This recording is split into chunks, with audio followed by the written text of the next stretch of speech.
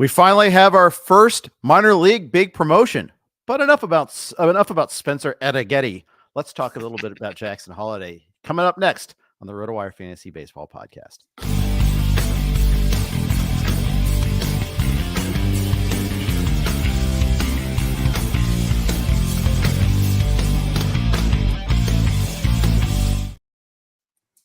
Hey everybody, Jeff Erickson here with Fred Zinkie. Welcome to the RotoWire Fantasy Baseball Podcast, brought to you by the good folks from Vivid Seats and On Demand DFS. Jackson Holliday has gotten the call, Fred. How excited are you? I think we should make tomorrow a national holiday. That's how excited I am. Sorry, I couldn't resist.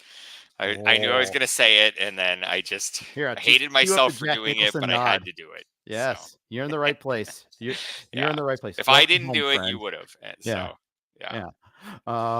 But yes, I have Jackson Holliday in the AL Tout Wars League. I've got him in a couple other leagues. Yeah. I have to wait till he's officially called up tomorrow before I can actually do our midweek activation. We do have a rule allowing for that.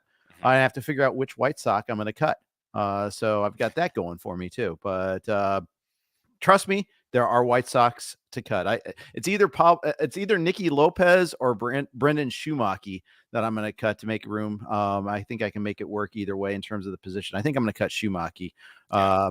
It's worth noting, though, maybe a little bit more playing time for him and Nicky because we got Yohan Moncada got hurt today. So we'll see a little bit more about that. But anyhow, I'm super excited about Holliday. Heston Kjerstad is probably coming up soon. Kobe Mayo is going to be called up soon. They can't hold the Mayo too much longer. Not sorry. And even Kyle Stowers is raking. I mean, I'm sure you've been seeing these Norfolk box scores. They're ludicrous. They're video games. They are. I did think so before the season, when you looked at projections for final standings on Fangraphs and different websites, and a lot of them predicted the Orioles not to win the division. And maybe they won't win the division. I don't know. But they often predicted them to be kind of in the 80s for wins and things like that. And I was like, wait a minute. Are these projection systems factoring in that their farm system is unbelievable? That like when the Orioles first of all can replace players with better players at any time. And then on top of that, when they have injuries, which will be inevitable at points during the season, they can call up someone who, is just as good or better. You know what I mean? So the Orioles are the only team I feel like in baseball that, like, at least on the hitting side, is so deep that they almost have a whole other team of major league ready hitters. I don't know if the projection systems could really factor that in. I don't know enough about projection systems at Fangraphs, things like that on the standings to factor that in. But like the Orioles are going to be great. I felt that way all along, and I drafted a lot of Orioles pitchers partially for that reason. The Orioles are going to be great this year because they're so deep that like there's no chance that they succumb to injury or slumps this season. Ramon Urias is hitting under 100. Let's just call up Jackson Holliday. We'll just push Urias to the bench. We'll just call up Jackson Holliday. He can be a full-time player from now on. And like you said, and I was going to mention this too, Austin Hayes isn't hitting that well to start the season. Why don't we just play Colton Cowser all the time from now on? He drove in 4 runs tonight. He's probably better than Austin Hayes. So let's just do that. Like there's so many things that the Orioles can do to bolster their lineup this season. Here's an idea though. Why not just do that from the word go with Holliday versus Urias? So I mean, why not? I mean, for sure. And I have Jordan Westburg in some leagues, and he's going to probably get cut a little bit of playing time too as a result of this. But I mean, Hayes is going to be traded. I mean, I think Mountcastle could get dealt at some point in time too. Maybe. They have options. I mean, these are some good players too that they're doing there. By the way, it's funny. I saw a comment in the chat talking about Ben Brown, and he's dealing tonight. And they're just showing a highlight of Tatis, and I thought that was live for a second. I was like, well, Tatis just went live. Nope, it was a highlight of last night instead. But we'll talk about that in a second. But yeah, the O's. I mean, they're blessed. I mean, now I would like for them to have one of those elite prospects be a pitcher at Norfolk there. But Holliday, he gone already, and there's others coming up soon. And, they're going to make a trade for a pitcher with some That's what I was about to say, yes. So maybe none of those prospects are a pitcher, but they can just pick one of them and trade them for a pitcher at some point this year if that's what they want to do. Free Connor Norby. That's what I say. Connor Norby for a pitcher. That's the trade that needs to happen. Now, what pitcher you get in return for that is another debate. And whether there's like more than 6 of them standing is another thing. But perfect segue into Framber Valdez going on the IL, Fred. But actually, before we segue, we Yeah. talk a little bit about Jackson Holliday, what he's worth versus other middle infielders here, because I know he's not available in most leagues. In fact, I know in the main event he's not available, and Yahoo leagues he's probably not available in most leagues either. And in fact, I'm furtively going to check mine real quick just to see if he happens to be available. But in most cases, he's been stashed, and he should have been stashed, and because he was always the odds-on favorite to be the first to get called up. We all knew this was going to be a short-term thing. Yeah, for sure. So what are we? So this, yeah, you're right. This is the big question now: is what are we? I don't know if anyone can trade for him because the people who have him stashed will just be elated right now. Like they stashed him. He came up sooner than most people expected. I don't think anyone with Holliday is looking to move him. The question, I think, the better question is, if you have Holliday, like, how high should you aim if you're willing to trade him? Like everybody, Ted DiBiase, everybody has a price. So Yep. like, how high? Wow, Ted DiBiase dropped there. I love it. I try to drop Ted DiBiase a couple times a year. It's a great line for fantasy baseball because it's true. Yeah. Everyone has a price. So how high of a price would you need to trade Jackson Holliday? That's a really good question. And to do that, I'm going to pull up some quick NFBC main event ADP and look at some middle infield. And meanwhile, you know what I pulled up? Your site, Yahoo, your other site, that is. It's popular. Yeah. Trades that have happened involving Jackson Holliday so far. Okay. Jackson Holliday for Bryson Stott. Jackson Holliday. I'll take Holliday for the rest of the year. What do you think? I would, but I mean, I think it's closer than people realize because Stott's a pretty darn good little player. But Jackson Holliday for Joe Ryan. Jackson Holliday. This one must be a keeper league of some sort. I can't even measure it. Someone got hornswoggled, but Jackson Holliday for Max Kepler. That's a terrible trade for multiple reasons. Yeah. Just straight up value. But then the fact that Kepler went on the IL today, that's just awful. Those are the straight up trades. There haven't been a lot of them today, but I thought there'd be more of them. How about these? I'll give you a couple. I'll give you some random just ideas. You just give us some knee jerk reactions. You like Manny Machado. Would you trade him for Jackson Holliday? The fact that I'm pausing. The whole point of this, Jeff, is it's knee jerk reactions. No, I guess I wouldn't. But I think that's fair. Yeah, I thought about I it would either, because Machado's off to a terrible start. He did get a hit today. He's got like 2 homers. I think one of those is in Korea. He was coming off of the offseason surgery. There are reasons, copious reasons to not believe in Machado going forward. But the fact is, he's a baseline. He's a great player. And I think Holliday. I mean, if you need stolen bases, then yes, of course, you're going to go ahead and do that. You're going to trade Machado for Holliday. But if you don't, because I think Holliday will run. I know he's not a massive stolen base guy, but we saw it even in spring training. He's stupid fast. Yep, absolutely. I'll give you a couple other ones. Christian Yelich off to a great start. Jackson Holliday. He's a good player. Homered again today, or not? I don't know if he homered. He had a big hit today against the Reds, doubled against them. I think I'd prefer Yelich. I think I might just keep Yelich too. Andres Jimenez. There's a fun one because last year 15 homers, 30 steals, 251 average. Yeah, it's just the average was so low. More stolen bases than I think you'll get from Holliday. Perhaps fewer homers. Homers are probably similar. Maybe Holliday could be a little better. Yeah. I think maybe I'm not going to be the Holliday guy. I think Andres Jimenez and Ha-Seong Kim are both in the same range. I'm looking at main event at ADP.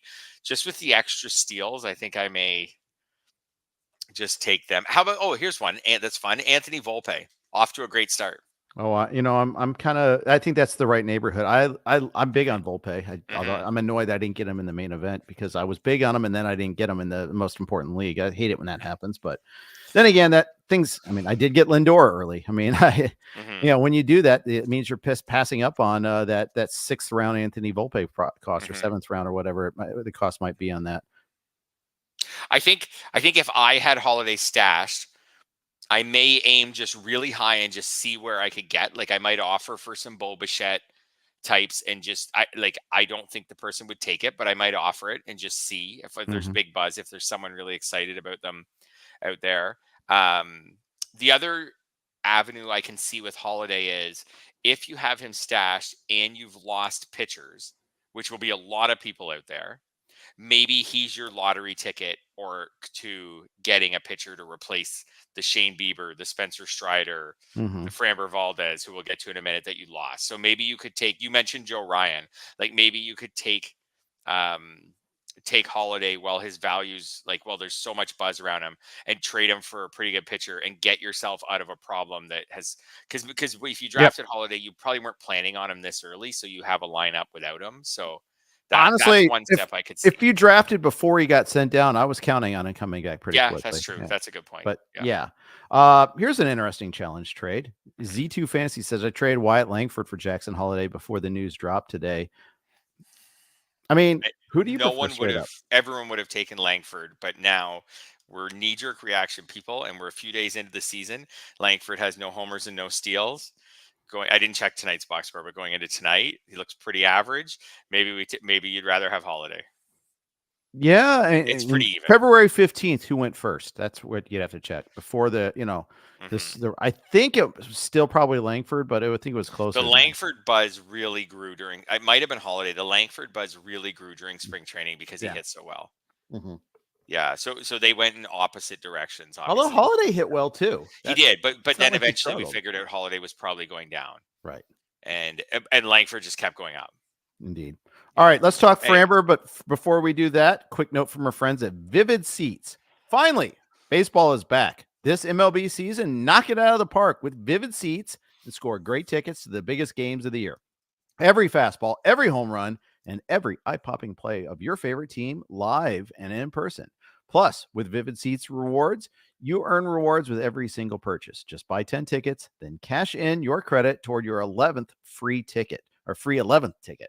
Talk about an easy win. And here's a pro reward tip. When buying tickets for your whole group, buy them all and then split the bill later. That way you get progress towards that free 11th ticket even faster.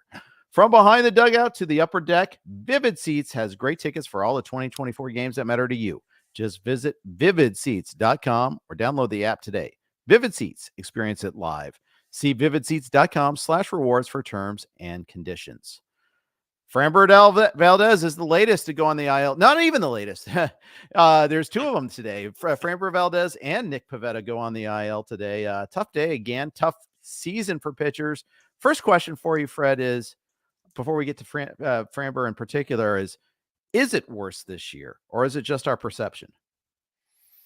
It feels a little bit worse, although I've always noticed, and I've seen this reported too, that like there are two big peaks in pitcher injuries. One is early in spring training when they start throwing, and then I think the bigger peak though is often early in the season. I always feel like the sky is falling for the first 2 or 3 weeks of the season, and there's so many injuries. Mm-hmm. And then by May, it usually kind of levels off. Now, by May, you've lost a few players for the season, but then I feel like after that, the pitcher injuries still happen, but they more trickle in instead of what we're seeing now, where, like you said, like it feels like there's another significant pitcher going on the IL every day. And today there's two. Right. And the fact that we lost our top two, Strider, Cole. I mean, that's indefinite period here for Strider. We don't know how long, but we know it's going to be long. Yeah. Right. And possibly the rest of the year. I'm pretty pessimistic about him, actually. And I think I would try to look to trade him if you could, but yeah, easier said than done. I actually did see him cut in one league. It's a keeper league where he was at a $24 price, which is a pretty good price in this particular league. I'm surprised no one put a claim in on him yet. Someone might have. In fact, I'm going to go check on that because I think it's at least worth waiting on to see what happens there. But you know what? It's the magnitude it's the starting point. That's the really big factor there is we lost so many big name starters. Yeah. And a couple more right here. Like we're losing Valdez, who the Astros are saying, and here's the quote from the manager, hopefully it could just be maybe 2 starts and we'll get him back on the mound. So there's a hopefully and a maybe in there. And a maybe. I'm going to take the over on 2 starts, but it is just elbow inflammation. Maybe he misses 3 or 4 starts. Like maybe they get him back around the end of April. Pivetta, I know less about. It just says right elbow flexor strain. I don't see it. I don't think I see a timeline yet.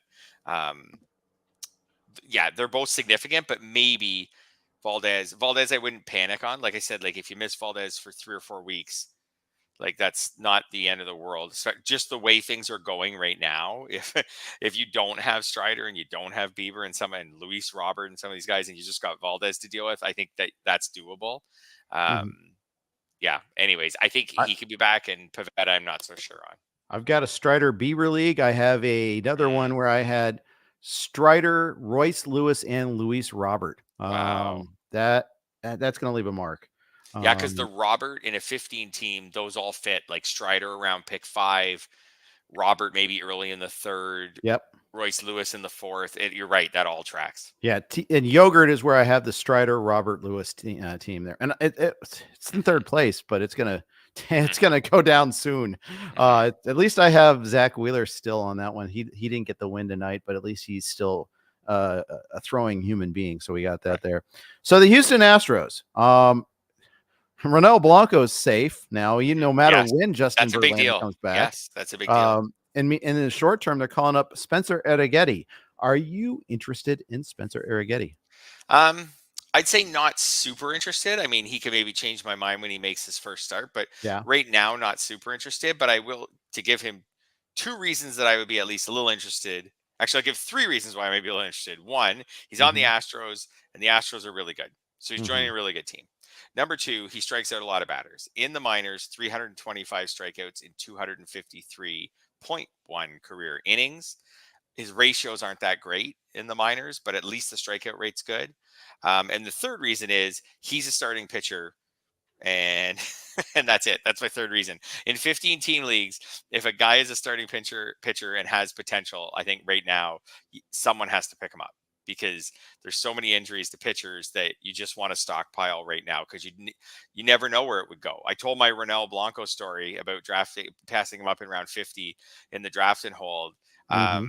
Just in general, even in regular size, 30 player roster leagues, like right now, the way starters are dropping, if you have roster room, you probably want to use it on a starter, because your next starter injury is probably just a few days away to someone. Yeah, it is. So, And you try to pick spots like, I took a chance in Tyler Anderson in a couple of leagues. oh, that worked out. Yeah, in one of them, in two of them, I picked it. I did it earlier because Mm-hmm. of the spring training results, and like, okay, what if it is for real? At least he's there, and I got him on a cheap end instead of fabbing for him. And then in NFBC main event, Tim and I, not only we rostered Tyler Anderson, we actually started him this week. Now, Mm-hmm. don't remind me of that when he gets blown up in the second start of the week at Boston, but for now, it's worked out pretty well. There's a case for dropping all these guys, by the way, early. And, Adam Lee makes that case. He stashed Holliday and Gavin all year. Royce and Murphy jammed IL spots all last season. And then he lost and dropped Strider, allowed him to pick up and stash and spec Skeens and Ronell. That's a 12 teamer. Keep in mind, a 12 teamer, I think you got to be a little bit more aggressive anyhow, because, Mm-hmm. when a guy emerges like that, you want to grab him, because guys will emerge more often in a 12 than a 15. So you got to, can't Yeah. wait. But so we'll see about that. But yeah, that is a situation there that you take those chances, whether it's Turnbull or Blanco. I mean, Mm-hmm. you keep spitballing, you turn over the Yeah. bottom part of that roster. Um, I know Phil Dussault, who when he won the main event, he made some really aggressive cuts, Yeah. including Walker Bueller, and that wasn't his most famous one. I think that, God, I forget which elite player it was, but he cut an elite player. Oh, it was DeGrom. He cut DeGrom before everybody else did in the main. Yeah, I And remember that. Yeah. he picked up Ranger Suarez right after the Phillies had converted him to starting, and he was amazing for that Mhm. stretch. And the point was, he took the chance on adding talent, and to do the only way he could free up that roster spot was cutting the injured player. So there might be a lesson there. Yep, absolutely. You have to churn the bottom end of your roster, and sometimes you have to make hard cuts. I think right now there's decisions on injured players. There's also decisions on just like meh players, slow starters, guys that you just, yeah. I was looking at Andrew Benintendi, for example. I drafted him late in a Mm-hmm. 15 team league. I mean, Andrew Benintendi's an everyday player, so I took him late. Right. He's off to a slow start. He sucks. Let's be honest. Andrew Benintendi's not very good anymore. And I was like, why am I even holding on to this guy? Right. Like, why don't I just now? He's a little different because I need to replace him with a hitter. I can't replace him with a starting pitcher, but anyways, yeah, you have to turn those spots. That's how you find these hidden gems. Yeah. So you got to be aggressive and go for it. So instead of just holding on to these guys, you know that you're not going to get a great season out of Andrew Benintendi at this point in his career. Correct. And not only are you not going to get a great season out of him, I mean, if you're not using him right now, you should be finding someone that you can use that spot on. Absolutely. That has the palpable upside. Absolutely. For sure. Yeah. All right. We are on the Blue Wire Network. As a support to them, and thanks to them, we're going to play their ads right now.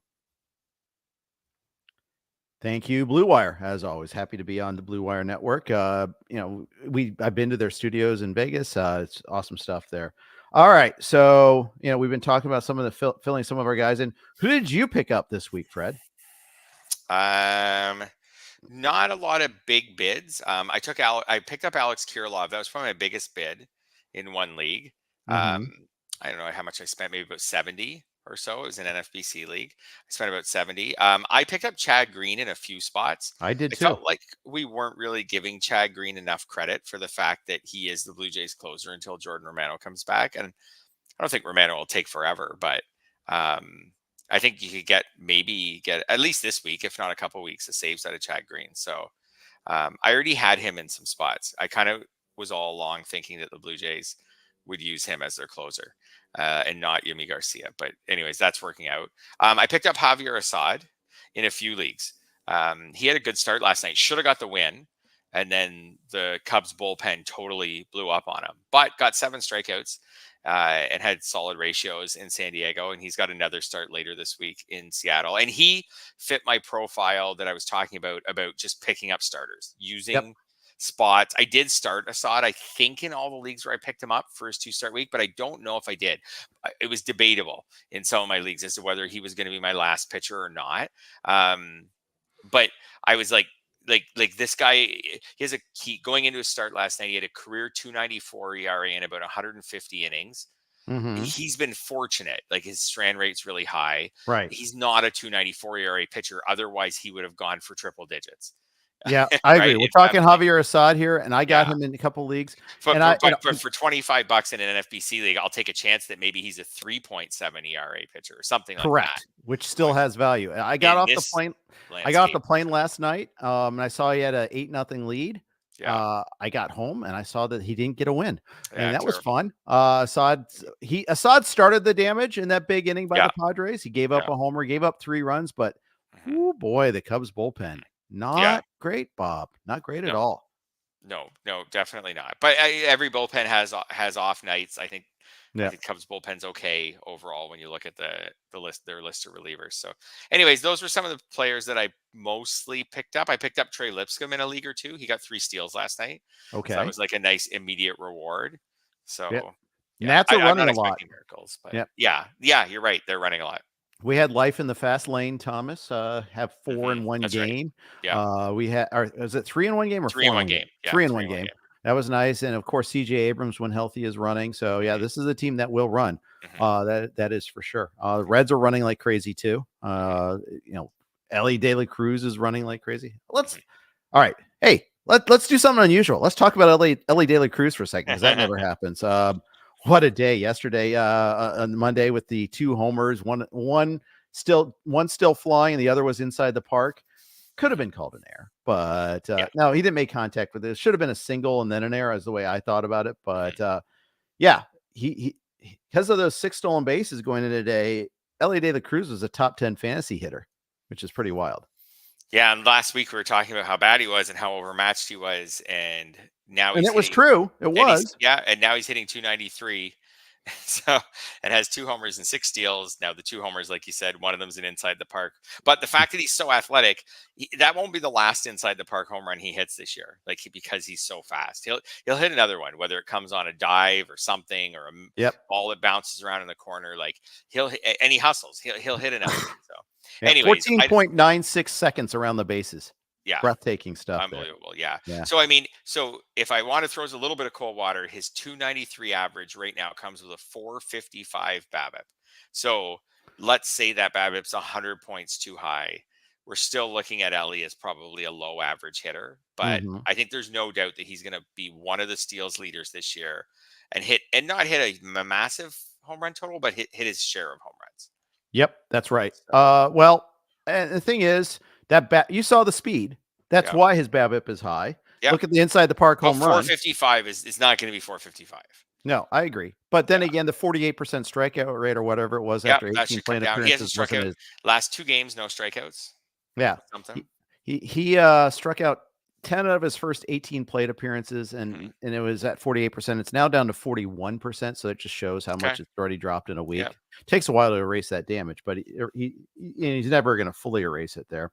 By the way, Christopher Morel just wrecked Joe Musgrove's day. Musgrove left the bases loaded and nobody out, and then the second pitch off the reliever, Morel hit a grand slam, so it's now 5-0 Cubs against the Padres. So and that inning got started with another home run too.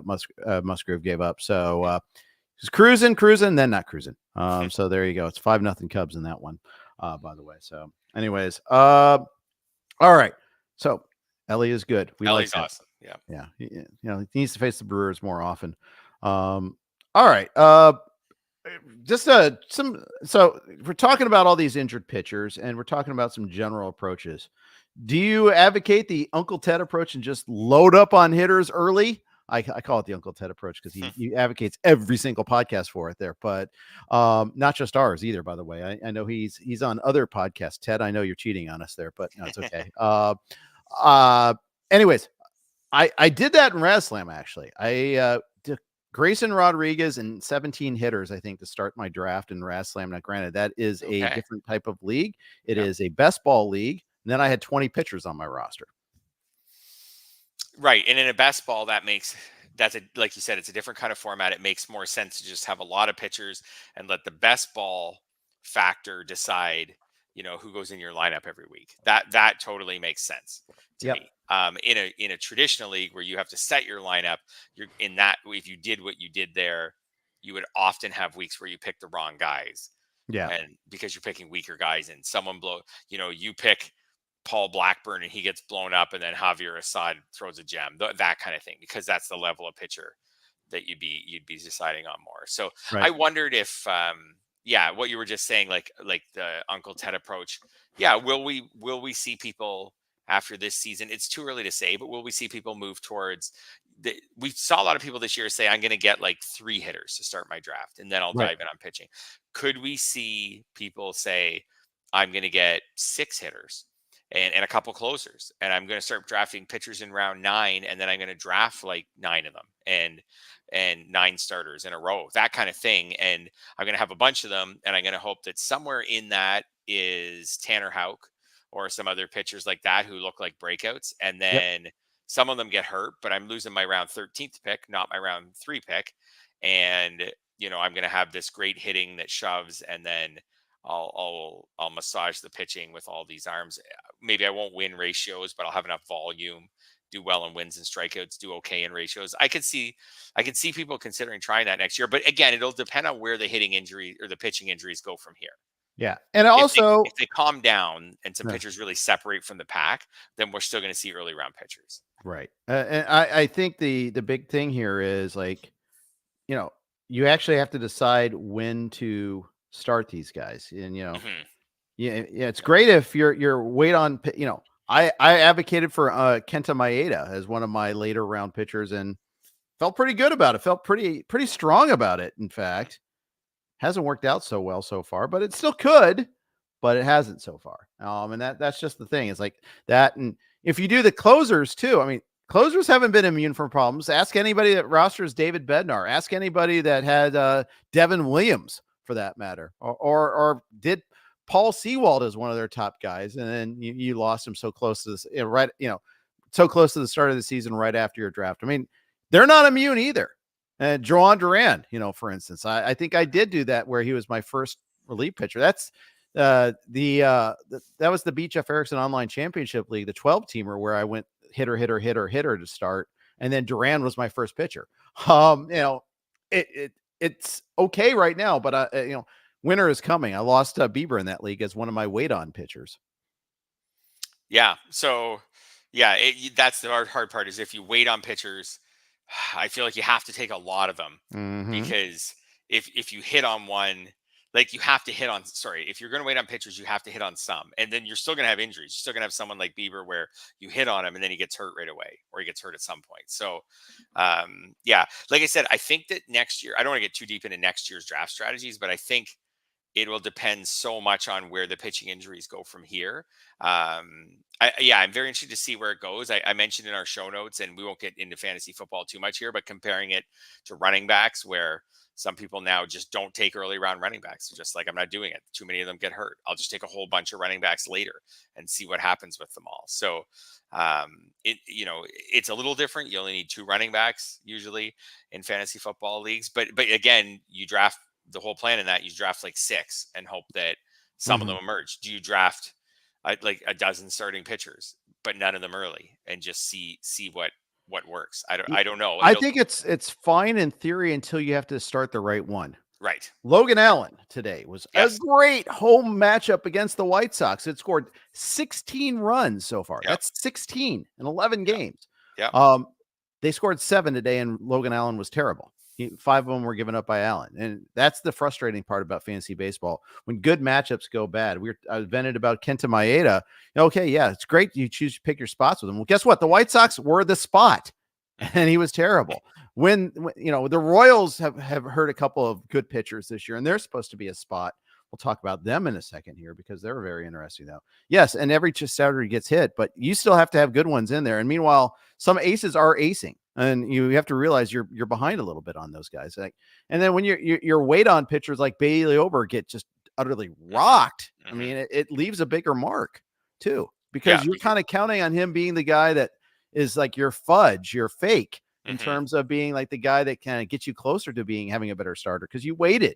You took Bailey over. I'm not talking about my AL Tout Wars team, but I might be. Okay. And I was heartened the fact that Ober was much better against the Dodgers yesterday, especially because, he got his start against the Guardians rained out on Sunday. Like, I went from home start against the Guardians to home start against the Dodgers. Hate that, but he did turn it around. He was okay. Yeah, he is fine. And that is kind of one of the other lessons in life here too, is sometimes everybody has a bad outing. Usually you believe in the components, you believe in your fundamentals, and these guys will be fine, but it's frustrating early when it has a disproportionate impact on the standings. Yeah, I think you make a good point about understanding that you won't get a lot of the decisions right if you're trying to stream or rotate a bunch of starters who are all marginal. For example, Logan Allen's a great point. Last week, he pitched against Seattle. In some leagues, you would have started him. In other leagues, you'd be like, he's on the road. I know Seattle's a good place to pitch, but Seattle's a respectable team. His first start against Oakland was just okay. I'm not starting this guy. I got some better options. I'm not starting him in Seattle. He didn't even do great against Oakland. He was just okay. I'm not starting him in Seattle. 6 2/3 shutout innings. Yep. So then you come back, like you said today, and you're like, well, I'm for sure starting him today. Home to the White Sox, who score about going into today less than 2 runs per game. He just shut out Seattle. I'm definitely starting him. And then boom, you missed the Seattle start and you got the White Sox start. And Logan Allen right now has a 4.60 ERA, but a lot of people who own Logan Allen have not even got the 4.60 ERA from him because they missed the Seattle start. Yep. Because it was a little less appealing and they had other options. And because he's like he's like the bottom end of your roster. That's when you're trying to pick your spots. Right. So having some pitchers that you just leave in there that are pretty good, and they may not be like for example, Chris Bassitt was great tonight. I think I know you've talked about, you have some Bassitt. I have a little bit, not a lot, but Chris Bassitt was great tonight. Got his ERA down to 5.06. It's still not good. It'll probably still keep coming down though. If you just leave him in your lineup based on everything we've seen from Chris Bassitt, you'll eventually have an ERA of 4 or a little below that. And you just leave him in and he'll get his 10 or 12 wins. We'll see, maybe he won't, but every other year he has gotten an ERA of 3.60 or lower in 4 straight years. So, if you just leave him in, it'll probably be fine. And he started to get back on track tonight. That's a question is it valuable to have a few of those guys so you're not trying to decide on like 9 or 10 Logan Allens every week? Yep. You're more Exactly. debating like 3 of them for the last 2 spots or 4 of them for the last 2 spots, like pitchers around that level. Yeah, that's right. Mhm, That's absolutely right. mhm. We'll talk a little bit about more about that Toronto game, because I think there's a couple other things that are noteworthy.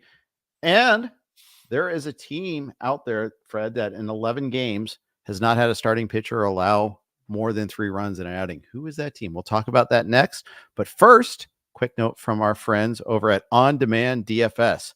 Do you ever think back to the golden days of fantasy football? You know, when it was all about the love of the game, the camaraderie, and yes, the bragging rights? Well, our friends at On Demand DFS are bringing those days back with their revolutionary app that's changing the game for fantasy fans everywhere. Gone are the days of confusing entry fees, playing against unknown masses, or juggling multiple apps to trash talk with your league mates. On Demand DFS is here to streamline your fantasy football experience, making it more about strategy, fun, and most importantly, the community. With On Demand DFS, you can create a contest in seconds, invite your friends, and you're off to the races. No entry fees, no gimmicks, just pure fantasy football bliss. And here's the kicker: you're not limited to current season players. Imagine crafting your dream lineup from over 5,000 NFL legends and today's stars using real historical data to simulate the action. And for those who hate the wait, you'll love Turbo Mode. Contrasts wrap up in minutes, not hours, keeping the excitement going all week long. Download the On Demand DFS app now and get started with a 30-day free trial. Dive into a fantasy football experience that's rich in history, strategy, and most importantly, fun. It's time to create your legacy with the ultimate lineup of legends and live out your fantasy football dreams like never before. I talked with these guys at the FSWA conference in February. Good folks, first of all, and I think it's a fun idea there. So check it out if you want to get a chance. On Demand DFS.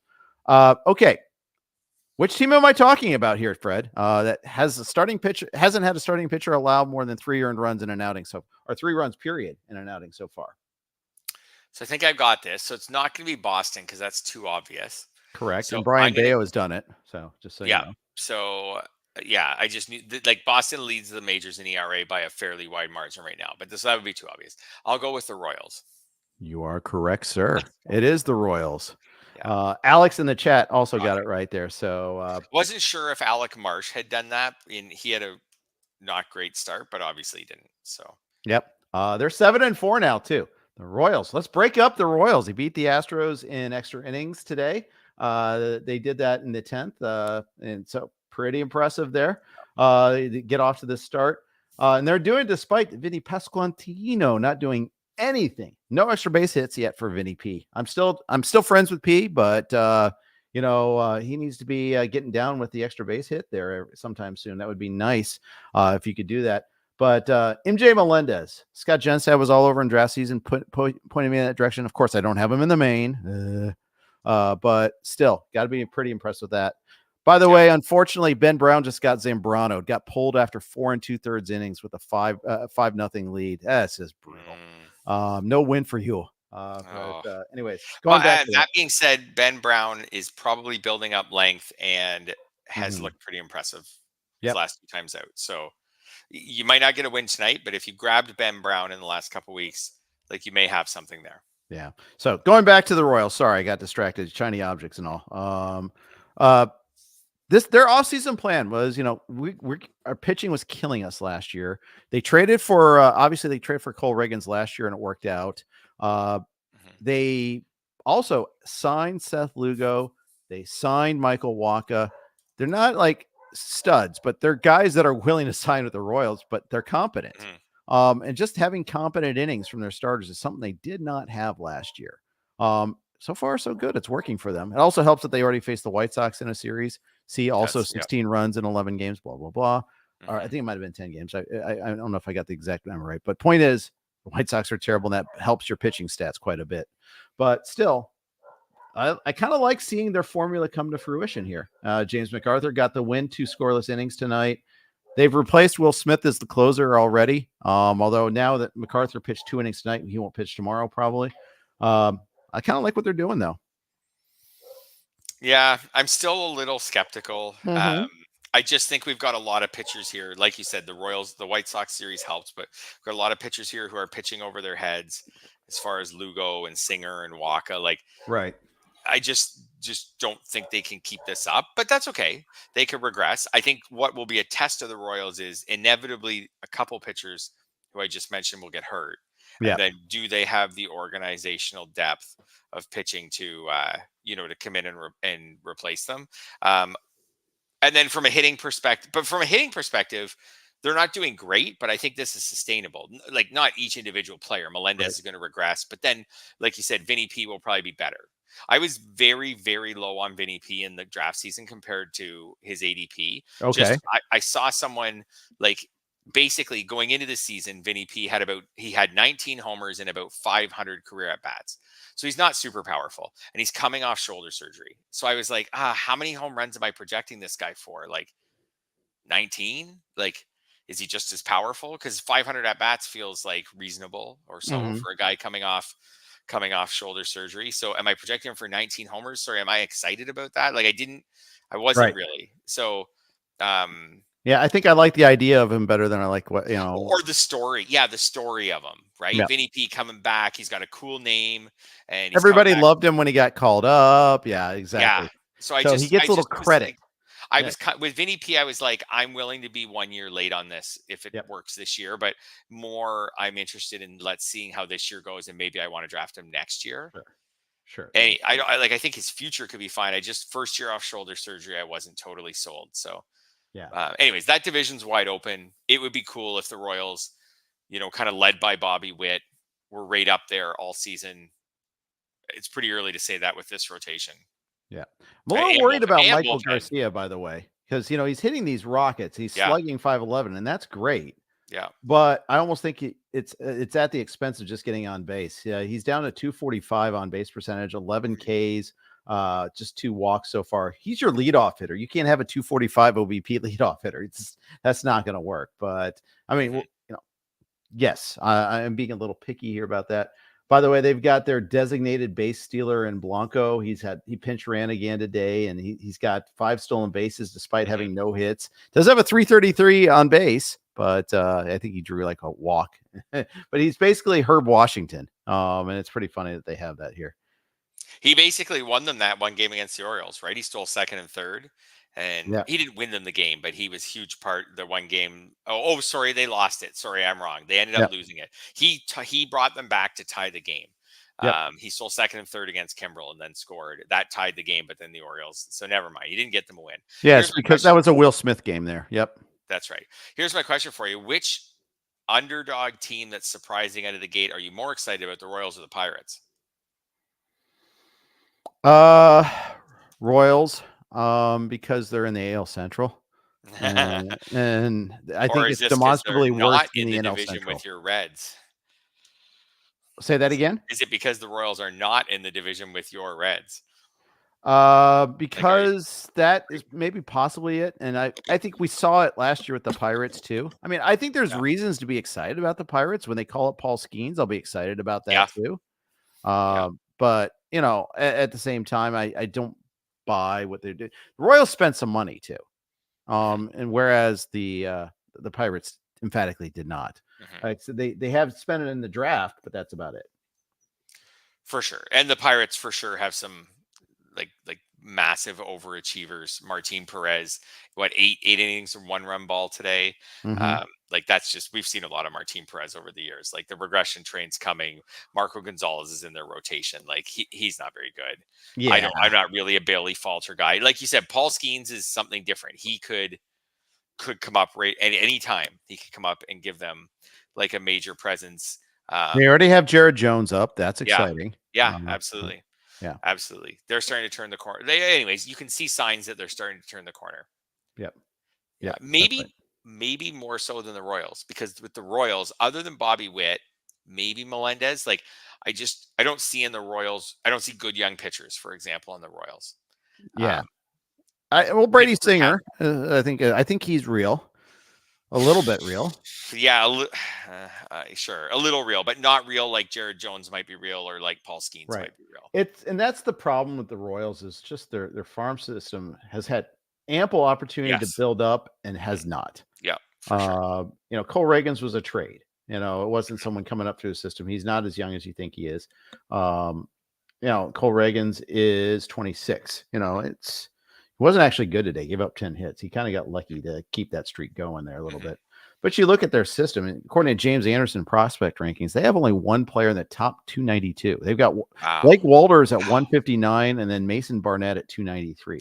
Some of that's because they graduated some of their talent, but most of it is just because they whiffed on so many draft picks. So many of them. Yeah. So that, and like just looking at James's rankings, like makes me think that the Pirates are more likely, like we were talking about with the Orioles, not on the same scale, but that the Pirates compared to the Royals have a better chance of, if they could get off to a good start, finding some players in the minors who could help keep it going. Yep. That's right. Yeah. Maybe if you want to keep an eye on Royals prospects, Mason Barnett, he's at AA now.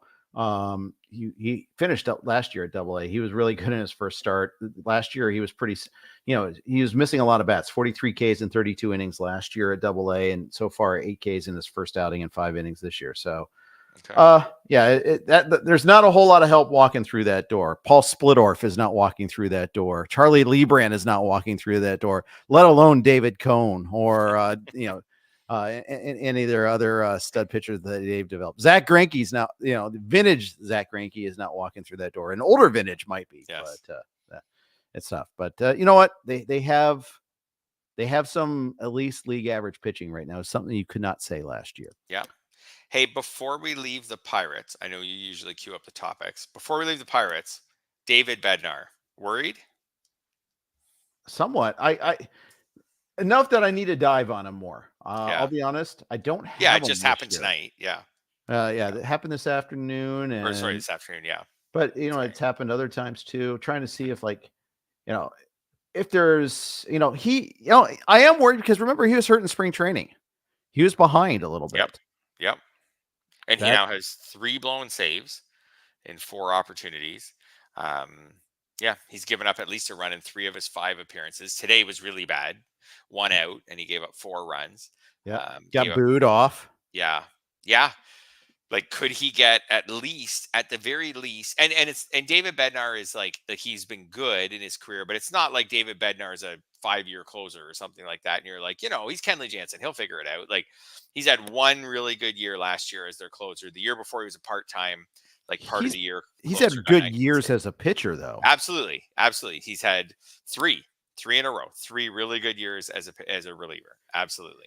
Yeah. What I was more going to say is it's not like he's been their closer forever. Could they just say, hey, we're putting this guy in lower leverage innings for now until he gets his act back together, because Aroldis Chapman is pitching really, really well. Yeah. I don't know if that can continue either, but Aroldis Chapman in 4 1/3 innings this year has 8 strikeouts and 1 walk, no runs allowed. Staring down batters. He's all vintage Chapman in every way. Good performance, weird human being, and that weird's probably being nice about. Yeah. I don't know. I wonder, could they? Now the problem is they have a couple other lefties in the bullpen, but not really high leverage guys. Like Chapman fills that need for them too. But anyways, could they move off Bednar for a while and just say, hey, we'll give him a little bit of a break, some lower leverages? I think that's totally possible. Yeah. I think Chapman will be a thing. He'll be a guy that people are bidding on Sunday. And you know why too? The other thing about that is it gives the Pirates leverage to flip him, which, by the way, although if they're continuing to win, maybe they won't beat. Yeah. That's right. Yeah. Although, that's the conundrum for them is okay, we found ourselves above water, but you know what? It's 3 months to the trade deadline. There's plenty of time for them to kind of revert, if you will. You mentioned George Kirby earlier here, and he is off to a bumpy start the year. His first start was pretty good. Since then, it's been pretty rough, including a loss to your Blue Jays today. How worried are you about George Kirby? Today's outing, 5 runs in 4 innings. He's got an ERA of 6.91 right now. He didn't walk anybody. He's still got that going for him, but it's not been great. Really, it's that the strikeout. Well, I guess not totally the strikeout. Yeah, it's that the strikeouts have been missing. Like his strikeouts, this is where K per 9 is not a great stat. Like his K per 9 in each of the last 2 starts is okay. But when you factor in how many batters, that's why strikeout percentage is so much better. When you factor in how many batters you face in 4 innings, when you also give up 8 hits, then his strikeout rate's not really that good. So he's been struggling to put batters away. like you said, he's someone that probably you need more of a deep dive on after here. The first bad start, I was just like, yeah, whatever. Like, guys have bad starts. George Kirby just happened to have his a little earlier in the season than most pitchers. But now 2 in a row, and not against elite offenses. Like, Toronto is not an elite offense right now. They're okay. They're not great. They're like, I would put Toronto in the middle group of offenses at best. So, yeah, I'd agree with and then that. the previous start was against a Guardians team that has a couple good hitters and a really, like, the bottom half of that lineup is not very good. I know they're off to a decent start this year, but it's not a great lineup. So anyways, yeah, if I drafted Kirby, I have no shares of Kirby, not because I expected this, just where I drafted didn't work out. I'm not that worried yet.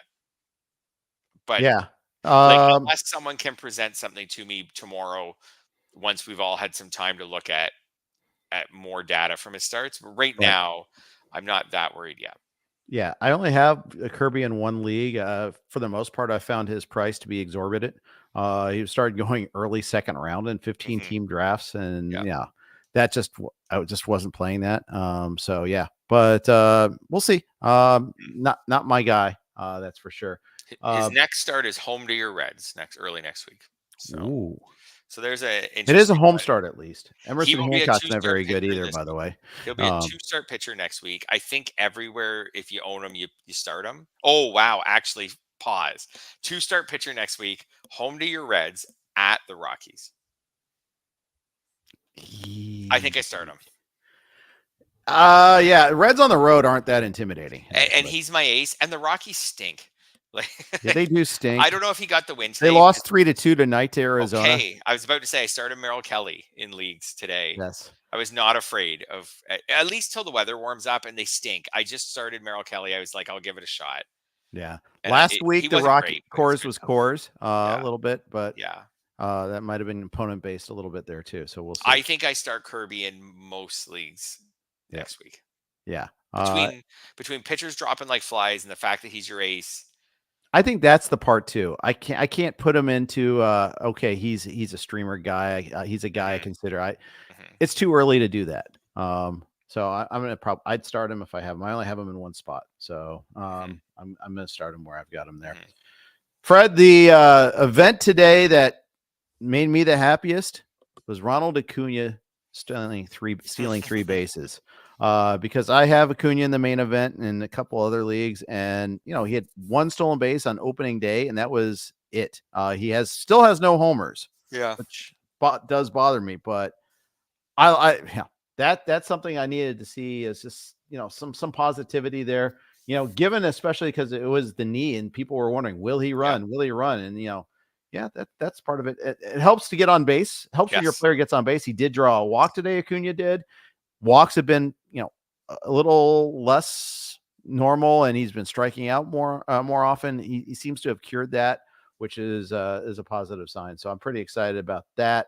So yeah, pretty heartened if you saw that today. Yeah, I still think Acuna is. I would trade anyone in baseball for anyone in fantasy, right? For him without a second thought. I trade anyone in fantasy and a little more for him with a second thought. I'm not worried about him at all. He's probably the poster child for for all of us to stop overreacting to 5 bad games, 10 bad games from all kinds of these early round picks. Pete Alonso is off to a super slow start. Then he hit a home run today. I think he drove in 3 runs. Corbin Carroll hit his first homer of the season today. There's all kinds of, there are lots. Julio Rodriguez is off to a super slow start. Yep. He was off to a slow start last year too. Absolutely, he was. Yep. Yeah, but there are no early round hitters who I'm panicked on, like in comparison to how I had them ranked. Yep. I think I agree with that. And at least among those that are healthy. That's what I mean. Yeah. Robert, sure. But everybody else, Alonso, whatever, I'm still expecting 40 home runs. He just didn't hit many in the first week in April. In that same game, Reynaldo López threw 6 shutout innings, 6 Ks, 3 walks, 3 hits. He's got a 0.75 ERA. We talked about a lot of high profile conversion to reliever to starters. We didn't talk Reynaldo López. I mean, he's started before, but we didn't talk about him in that class of pitcher. I kind of forgot that he was doing the same thing as these other guys. So far, it's working out, and the Braves desperately need him to throw some innings. Yeah, absolutely. With Strider out now, his rotation spot is super safe. He could even work through probably a couple poor starts. Today, 6 strikeouts, 3 walks. So the 3 walks a little concerning. Like he's got 5 walks in 12 innings. If he doesn't cure that, that could come back to bite him once he gives up maybe a hits at a little bit of a higher rate. But either way, he's backed by the best or second best or something offense in baseball, and he's been decent so far. Like I would say, I'm starting Lopez in a 15-team league for pretty much every start, and a 12 still a lot of the time. Yeah, I'd agree with that. Faces Texas at home. Oh, that's not his next start. That's his start late next week. I was going to say that was his next start as far as are you going to make that decision to use him or not. Later this week, he's at Miami. I remember that he's a 2-start pitcher this week. He's a must start at Miami. You might be a must start at Miami right now, Jeff. I think their WRC plus was 61. That's not good. Everything. I always go back to me saying that I thought Miami had some sleeper potential this year. That couldn't have gone worse. But truthfully, it was all based on the pitching, and the pitching has just completely fallen apart. Well, both physically and on the mound itself. Yes, but like at the time I said this, Perez was healthy. Braxton Garrett will be back actually probably next week. That could help them. Anyways, AJ Puck was supposed to be exciting. I think AJ Puck might be a drop in a lot of leagues. 5 more walks today. Definitely, he's got to get called back for icing. But something like that. There's something there. Yeah, it keeps missing the net. There's something there. I know there's a pun there somewhere. But he had going into today, he had 9 walks in 6. So he now has 14 walks in 10 2/3 innings this year. Like it's just so far away from. I almost feel like I don't want to drop any starters in 15-team leagues right now because I just feel like I'm going to need them at some point. But I don't need this. I don't know. I talked Shu out of dropping Matt Waldron this week in our main event because I want pitchers to stash. Don't want to have to stream them again there. We'll hit the point, I guess, with guys like Puck soon. Maybe Waldron will see, but with these guys soon, Waldron 12-2 strikeout to walk. I'm not. I'm with you. I don't want to drop him, but someone like Puck, we will hit the point in a couple weeks where you're just like, okay, if this continues, the Marlins will probably take him out of their rotation. And make the decision for you. Alex, the chat makes a good point that Puck was fortunate to give up more runs today. They're 2 balls inches from being homers against him. Can buy low on Luzardo. Yeah, and Luzardo's got more of a track record. I think that's the absolute point. I mean, you can try to buy low on Luzardo. I think the people that have him are pretty much committed to him, but hey, I've been proven wrong before. Maybe one more bad start, and then you could buy low on him. Like his ERA right now is 7.20, but it's only 3 starts. One more bad start, push that ERA up in the 8s or something. Maybe you could start trying to buy low on him if you want to. It was really good the last couple of years. I'd be interested in doing it if it happened. Mike Trout has 6 homers now. We spent some time talking about him.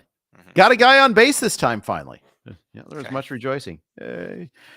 But good for Trout. He is 6 homers and 8 RBI so far in the season. That's a better ratio, though, than Tyler O'Neill is, I think, 6 homers and 6 RBI so far, at least after his first homer today. Tyler O'Neill's raking. I mean, he's got other hits so far this year. He's enjoying the ex-Cardinal outfielder bump that everyone seems to get. Look out for Richie Palacios someday. He's going to go off for the Rays if he ever gets the playing time there, especially because you got the Rays devil magic there too. It comes to that. That's like a double whammy, but still, it's wild. I mean, I'm kind of kicking myself that I don't have more Tyler O'Neill because I kind of bought into that possibility he could lose some playing time because of the defense, etc. They had all these guys all these outfielders, yet. Come on. We were drafting this guy in the 3rd round a couple of years ago. He should have been an obvious buy low for us.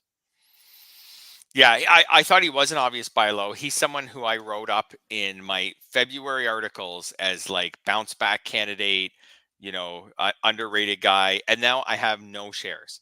I don't know how that happened. Yeah. I think it was just the whole industry saw it the same way we did. Like everybody, was fairly bullish on him. I thought at the beginning of draft season, I was like, okay, I'll be the Tyler O'Neill guy.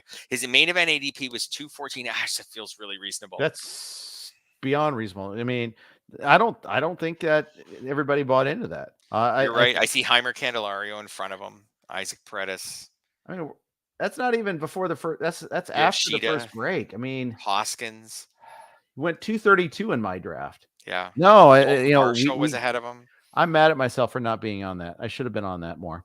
I think that's also maybe where I was looking to add more pitchers. Perhaps that's what I'm going to tell myself to help me sleep at night. Yeah. But yeah, I was right before him. There were some outfielders like James Outman that I really liked, Chas McCormick, and some catchers. You and I both took a lot of catchers in just ahead of his range. Yeah. So that was where the Naylor, Ruiz, Garver group, Hoppy was. So then it was time to get back to pitching, and I think that's where I have no shares of him. Is when it came time for him, I was looking at pitching. So I looked at my main event, and I took, instead of Tyler O'Neill, I took Taylor Ward, who I'm not unhappy taking. Doing really well. Yeah. He's Taylor Ward so far is slugging 543. His Ward's overall stats are pretty decent, but I mean, it's much worse ballpark, much worse team. Although I'll say, look at one thing about Taylor Ward, 1 walk and 10 strikeouts so far. So that's before today's game, and I don't know how that's happened, but 3 homers, 11 RBI. I do have a stolen base, only 1 though. I thought it was actually more than that. Why not both? I did get Jonathan India. I got Jonathan India and Taylor Ward at that 1 turn. And then after that, you're looking at, that's where O'Neill went before my next pair of picks.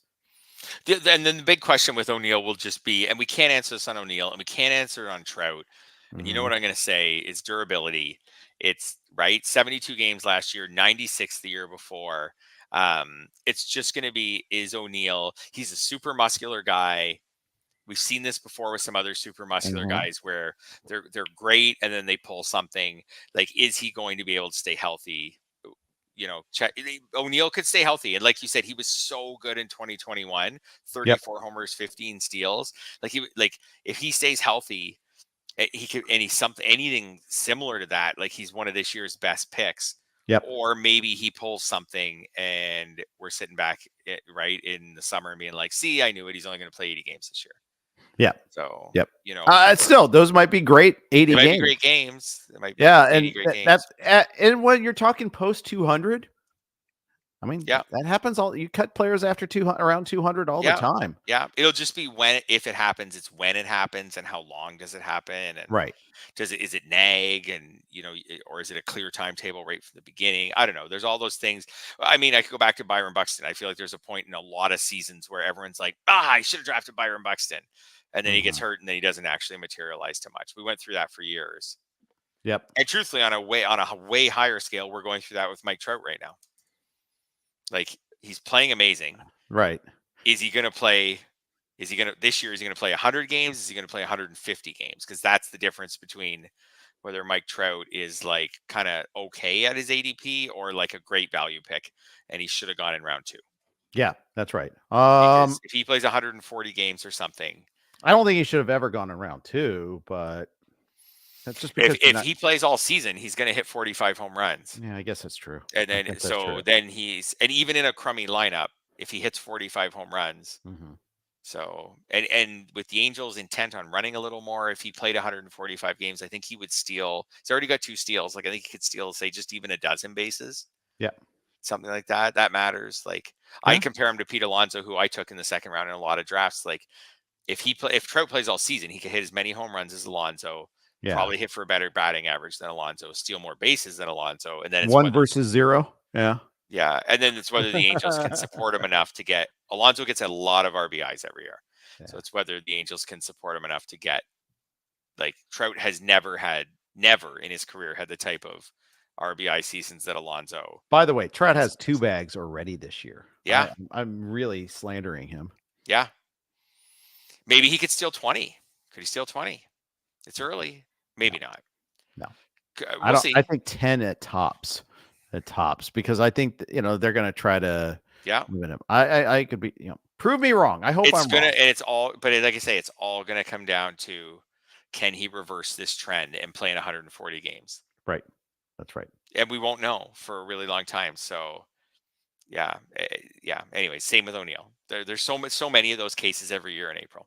There are. There really are. Yeah. All right. I think that's a good way to finish. Okay. I think we will do that.